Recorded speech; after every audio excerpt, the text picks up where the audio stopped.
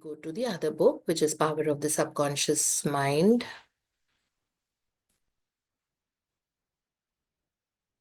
And इसमें हमने अपना न्यू चैप्टर कल शुरू किया था, जिसमें हम डिफरेंट आर्ट्स ऑफ प्रेयर पढ़ रहे हैं, है ना। कल हमने एक पासिंग अवे मेथड किया था और एक ब्लूप्रिंट मेथड किया था। दो मेथड हमने कल किए थे। पासिंग अवे, दैट उनको कोल्ड एंड कॉफ हो रहा था किसी को, और वो बस स्लीपी ड्राउजी स्टेट पे बैठी एंड लगातार उन्होंने अपने आप को बोला it's passing away now, it's passing away now, it's passing away now, और 1 घंटे में totally passed away. Okay, subconscious mind instructions पे बिलीव करता है, तो इंस्ट्रक्शन यही मिला था, it is passing away, it is passing away, it is passing away, it is. मन में उनको था क्या, व्हाट इज पासिंग अवे। मन में ऑलरेडी इंटेंशन था कोल्ड एंड कॉफ। और फिर दूसरा हमने मेथड पढ़ा था जिसमें ब्लूप्रिंट मेथड था। एग्जैक्टली वैसा आप विजुलाइज करो जैसे आप पूरा वो उसका जो फाइनल प्रोडक्ट है आपको दिख रहा है ना। दैट वाओ, जैसे आपको घर खरीदना हो तो आप बिल्कुल फाइनल प्रोडक्ट क्या है कि आप उस घर में रहते हो, या उस घर का गृह प्रवेश कर रहे हो, या उस घर का अभी अभी रेनोवेशन कंप्लीट हुआ है, जो भी आपको थोड़ा बहुत कराना था, और आप proud owner of that house हो। किस तरह आप उस घर में, आपने लॉक खोला, आप अंदर घुसे, इतना सुंदर, आपने लाइटें ऑन की and you are feeling so proud that such a beautiful house, apartment है या इंडिविजुअल हाउस है, जैसा भी है ना। और आपको बहुत अच्छा लग रहा है देख के, बहुत प्राउड की फीलिंग हो रही है। फिर आपने बालकनी का डोर खोला, अच्छी सी हवा आ रही है, धूप अंदर आई है, किचन इतना नाइस कलरफुल सा है, ब्राइटनेस है उसमें। इस तरह से तो ब्लूप्रिंट यही हुआ कि फाइनल प्रोडक्ट आपको कैसा दिख रहा है। और आज हम पढ़ेंगे the science and art of true prayer, और मोहित जी पढ़ रहे हैं हमारे लिए। Good morning, very good morning. The science and art of true prayer. The term science means knowledge, which is coordinated, arranged, and systematized. Let us think of the science and art of true prayer as it deals with the fundamental principles of life and the techniques and processes by which they can be demonstrated in your life, as well in the life of every human being when he applies them faithfully. The art is your technique or process, and the science behind it is the definite response of creative mind to your mental picture or thought. Ask, and it shall be given you. Seek, and ye shall find. Knock, and it shall be opened unto you. Matthew 7:7. Here you are told you shall receive that for which you ask. It shall be opened to you when you knock, and you shall find that for which you are searching. The teaching implies the definiteness of mental and spiritual laws. There is always a direct response from the infinite intelligence of your subconscious mind to your conscious thinking. If you ask for bread, you will not receive a stone. You must ask believing. If you are to receive, your mind moves from the thought to the thing. Unless there is first an image in the mind, it cannot move, for there would be nothing for it to move toward. Pure prayer, which is your mental act, must be accepted as a change in your mind, where before the power, as an image in your mind. as an image in your mind, before the power from your subconscious will play upon it and make it productive. You must reach a point of acceptance in your mind, an unqualified and undisputed state of agreement. This contemplation should be accompanied by a feeling of joy and restfulness in foreseeing the certain accomplishment of your desire. The sound basis for the art and science of true prayer is your knowledge and complete confidence that the movement of your conscious mind will gain a definite response from your subconscious mind, which is one with boundless wisdom and infinite power. By following this procedure, your prayers will be answered. या सो इसमें बस यही बताया है art of prayer. और art of prayer में ये बताया है कि माइंड में कोई भी चीज अगर आपकी आती है, अगर आप total trust, surrender and believe करते हो, तब वो डिलीवर होती है, नहीं तो नहीं होती है। डाउट के साथ कैसे कोई डिलीवर होगी कोई भी चीज, है ना। बस ये सिंपल सी चीज है, और इसमें लिखा हुआ है कि माइंड में पहले थॉट में वो आती है, उसके बाद वो मैटर में कन्वर्ट हो जाती है ना। सो हमको ये पता है फिजिक्स का फॉर्मूला, ये साइंस और प्रेयर बोल रहे हैं, साइंस। सो ये साइंस होती है ना, mind over matter, E is equal to MC²। ये वाला फॉर्मूला हम फिजिक्स में पता नहीं बचपन से ही, सिक्स से जब से फिजिक्स हमारी शुरू हुई है स्कूल्स में, हमने इस फॉर्मूले पे वर्क किया है, E is equal to MC², है ना। That means energy changes into matter. So सब कुछ माइंड में एनर्जी के फॉर्म में ये क्रिएट हुआ है, आप उसको मैटर के फॉर्म में अपनी जिंदगी में देखोगे एज अ 3D रियलिटी। वही 4 डायमेंशन से 3 डायमेंशन का जो कन्वर्जन होता है, 3D, 3D में आप देखोगे, रियलिटी में देखोगे वही चीज। आपने ये सोचा था मुझे घर खरीदना है, आपको रियल का घर मिल गया, है ना, क्योंकि आपने उसको उस तरह की एनर्जी दी थी। So energy goes where attention flows. जब आपका अटेंशन कहाँ पे है, लैक ऑफ दैट और फुलफिलमेंट ऑफ दैट, है ना। मुझे ये लगता है कोई भी एक चीज, आप में से बहुत सारे लोग एक ही सवाल बार बार कई बार करते हो, है ना, बार बार वही सवाल आ रहे हैं, बार बार वही सवाल आ रहे हैं, वही थॉट, वही रगड़ी घिसी पिटी बातें। अब कहाँ से वो होगा, है ना, वो चीज, इसका मतलब कितना रेजिस्टेंस है अंदर। तो ये वाला जो पूरा कंटेंट है, ये हमको समझना बहुत जरूरी है। बार बार बार बार बार बार, इसका मतलब इतना डर्थ है, मतलब जो 50 चीजें हैं जो जिंदगी में वो नहीं दिखती हैं हमको, जो 3 चीजें मिसिंग है जिंदगी में से, बस वही ध्यान जाता है, वही दिखती है, उसी में एनर्जी जा रही है, उसी में ब्रू कर रहे हैं, उसी में ड्वेल कर रहे हैं, उसी के बारे में सोच रहे हैं, उसी के बारे में बातें कर रहे हैं, उसी को डिस्कस कर रहे हैं, उसी को क्वेश्चंस कर रहे हैं, और आप चाहते हो कि वो चीज हो जाए, नहीं होगी। आप लाख कोशिश कर लो, वो वाली प्रेयर फुलफिल नहीं होगी। इतना लैक, इतनी डेफिशिएंसी है, इतना मिसिंग सिंड्रोम है कि ये चीज मिस हो रही है मेरी जिंदगी से, तो वो नहीं आएगी। इट्स अ सिंपल साइंस, है ना। The moment you start focusing on those 50 जो आपके पास है ना, बहुत सुंदर घर है, अबंडेंट एयर है, ये अबंडेंट माइंडसेट कहलाता है ना। और लैक की आदत होती है, अगर आपको ये चीज मिल भी जाएगी, है ना, सपोज आपको अपनी डॉटर की शादी करनी है और वो हो भी जाएगी, लेकिन वो आदत है ना लैक की, तो वो और 3 चीज लाइन में लगा देंगे कि हाँ चलो डॉटर की शादी तो हो गई, ठीक है, वो तो हो ही जानी थी। तब तक उसी का लैक चल रहा था, अब वो हो गई तो और जो 3 चीजें मिसिंग है वो भी और क्रिएट हो जाएंगी मिसिंग वाली, अभी भी नहीं दिखेंगी कि ये हो गया, ये इतनी ब्यूटीफुल तरीके से हो गया, ये इतना ब्यूटीफुल कॉन्वर्जेशन। आप अपना चेक करो जब आप किसी के साथ करते हो, are you really thinking and talking about कि आपकी क्या क्या चीजें अकम्प्लिश हो गई है, क्या हुआ, क्या वंडरफुल हुआ, क्या अच्छा हुआ, क्या हो गया, कि आप ये बात कर रहे हो कि ये नहीं है, वो नहीं है, ऐसा हो गया, वैसा हो गया। एक्सपीरियंसेस बताओ ना कॉन्वर्जेशन में कि मेरे साथ ये हुआ। आप यूनिवर्स को एक्नॉलेज करने को तैयार ही नहीं हो, लेकिन अगर आपको लगता है ये भी हो जाए, वो भी हो जाए, है ना। सो सेम थिंग, अगर आप बार बार पूछ रहे हो, इसका मतलब है that there is a huge resistance and doubt, है ना। तो ऐसे में आप रोज बैठ के 100 बार लिखो that thank you universe that I have already achieve this, और अपने बारे में लिखना है, किसी और के बारे में लिखने का हक ही नहीं है हमको, है ना। अपने बारे में लिखना है, ठीक है, अपने अपने बारे में लिखना है आपको, that I am so happy and proud owner of this this this, I am so happy I could accomplish this, as if आप ऑलरेडी अकम्प्लिश कर चुके हो। बाकी सब अपना अपना करते रहेंगे, है ना, सबकी अपनी जर्नी होती है, ब्लेस करते रहो बस। इसीलिए मैं यही बताती हूँ कि हम बहुत ह्यूजली रेजिस्टेंट है, जो हम बिलीव की ये बात कर रहे हैं, ये किताब में पढ़ना है, बहुत अच्छा लग रहा है, लेकिन जहाँ एप्लीकेशन इसका आता है वहां पे शायद it does not work for us.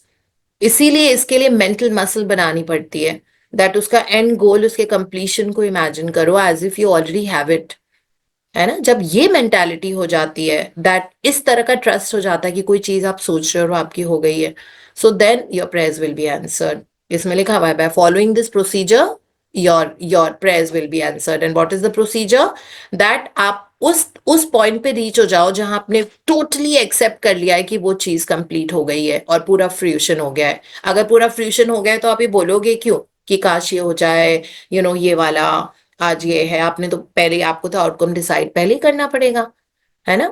आप ये बोल ही नहीं सकते कि ये वाला काम आज मेरा होना है, आई होप ये अच्छे से हो जाए, आप प्रोसेस पे तो फोकस ही नहीं करना है हमको, हमको तो एंड गोल पे फोकस करना है। ये काम अच्छे से हो चुका है तो फिर आप किसी से भी डिस्कस नहीं करोगे कि ये प्रोसीजर हो रहा है और मुझे रेजिस्टेंस है, पता नहीं ये कैसा होगा, वरी है ना। ये तभी चीजें होती है when you don't focus on yourself and you are always affected, मतलब सब एनवायरमेंट से आप अफेक्टेड होते हो।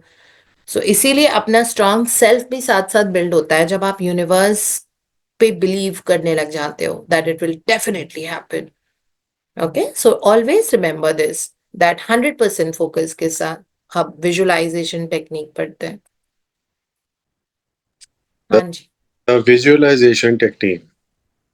The easiest and most obvious way to formulate an idea is to visualize it, to see it in your mind's eye as vividly as if it were alive. You can see with the naked eye only what already exists in the external world. In a similar way, that which you can visualize in your mind's eye already exists in the invisible realms of your mind. Any picture which you have in your mind is the substance of things hoped for and the evidence of things not seen. What you form in your imagination is as real as any part of your body.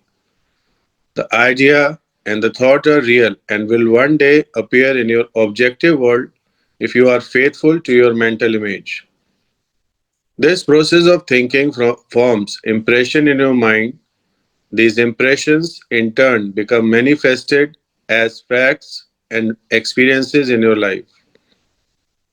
The builder visualizes the type of building he wants. He sees it as he desires it to be completed.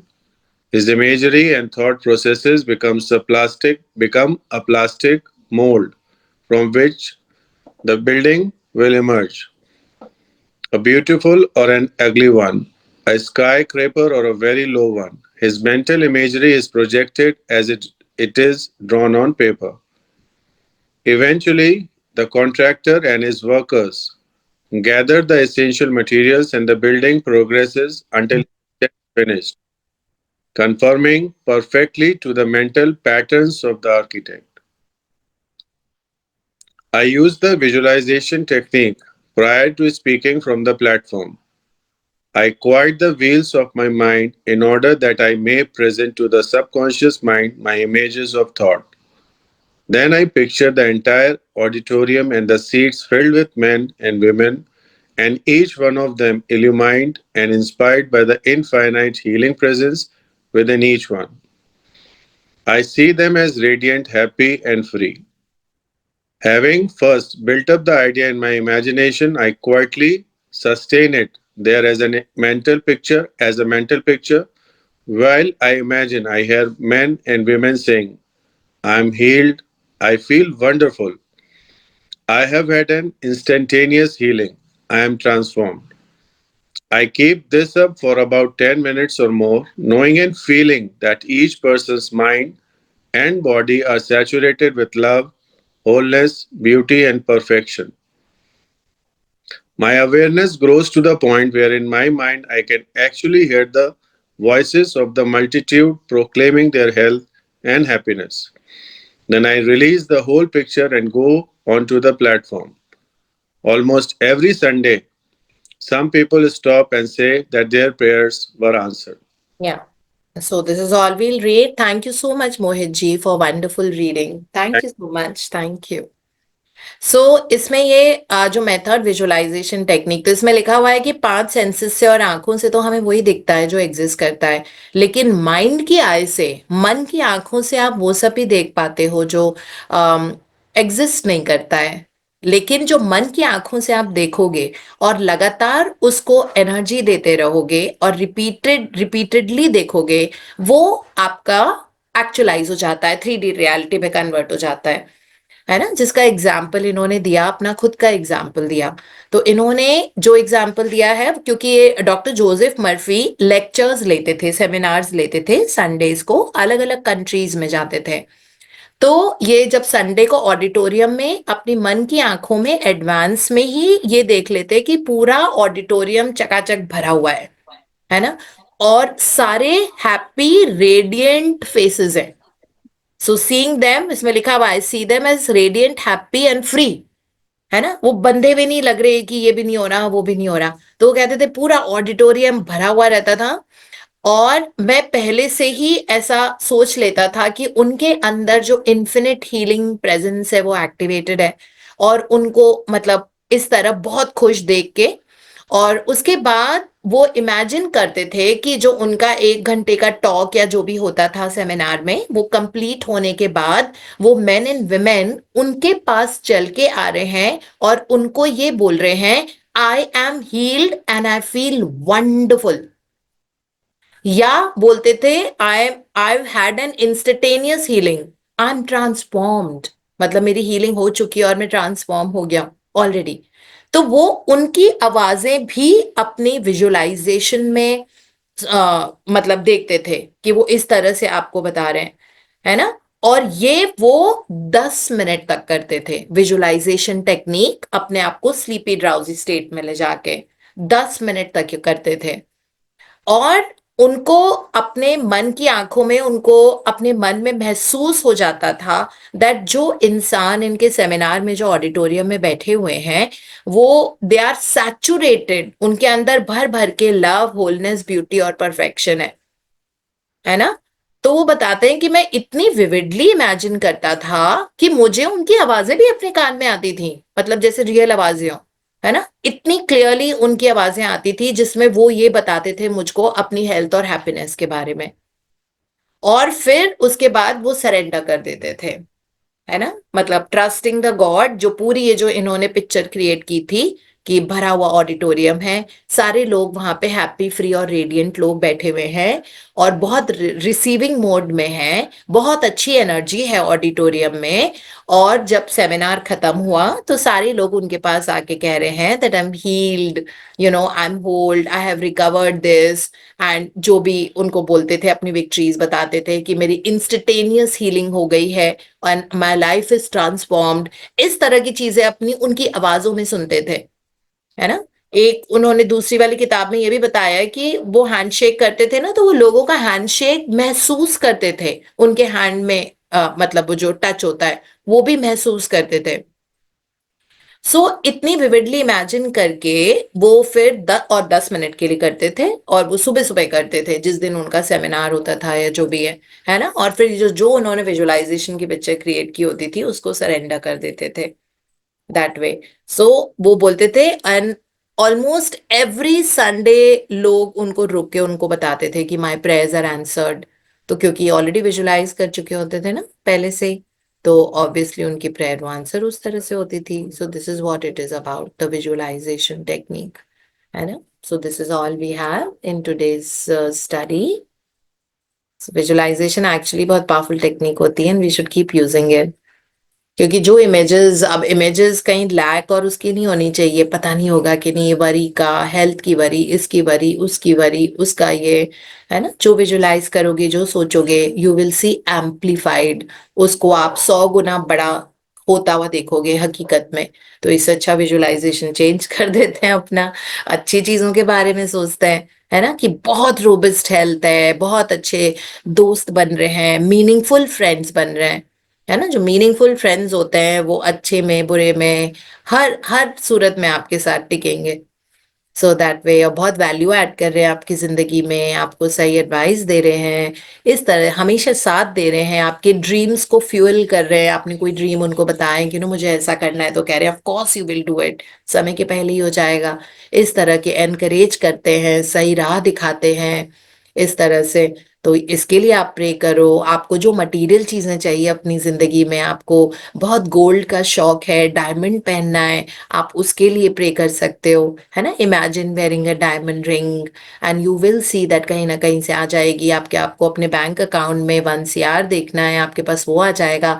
आपको business opportunities चाहिए और आप thank you बोलते रहो, thank you universe for giving me such amazing business opportunities that I am really loving. मुझे बहुत अच्छा लग रहा है, इतनी अच्छी अपॉर्चुनिटीज आ रही हैं, उनके लिए थैंक यू बोल दो। आपके कोई ट्रैवल गोल्स हैं, आप उसको विजुलाइज करो, उसको उसको इमेजेस में देखो, सुनो, महसूस करो, उसके बारे में बात करो, तो वो आपके पास आ जाएगी, है ना? तो सब कुछ पॉसिबल है। परेशान होने की ज़रूरत क्या है? परेशानी हमारी वज़ह से ही है। आज तक वरी हुआ है ना, इसलिए वो चीज़ नहीं हुई है ना? अगर उसको चेंज कर देंगे हम, उसके बारे में जो थॉट है हमारा, तो सब कुछ हो जाएगा। So that is how it is.